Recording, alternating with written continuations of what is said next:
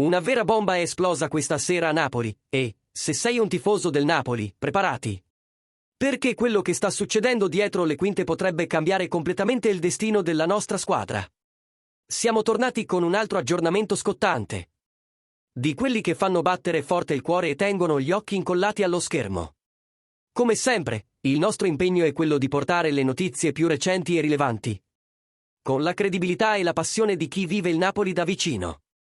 Prima di immergerci in questo argomento elettrizzante, lascia il tuo like e iscriviti al canale per non perdere nessuna novità. Oggi, qualcosa di grande si sta preparando dietro le quinte del Napoli. E le voci che circolano indicano che potrebbe trattarsi di una mossa storica per il futuro della squadra. Federico Chiesa è stato, sì, un nome preso in considerazione dal Napoli durante tutta la finestra di mercato. Antonio Conte, Aurelio De Laurentiis e Giovanni Manna avevano grande stima del giocatore e il suo ingaggio è stato discusso anche in riunioni interne. Tuttavia, alla fine del mercato, la verità è venuta a galla. Il Napoli non ha portato avanti la trattativa per Chiesa per due motivi principali.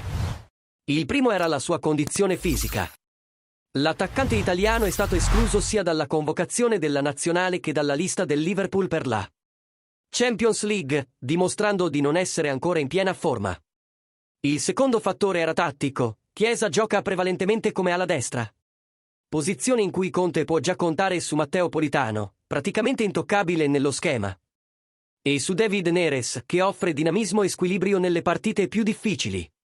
Di fronte a questo scenario, Giovanni Manna ha scelto di concentrarsi su obiettivi più strategici, come Elgif Elmas, lasciando Chiesa in secondo piano. Così, nonostante l'interesse, la mossa decisiva non è mai avvenuta.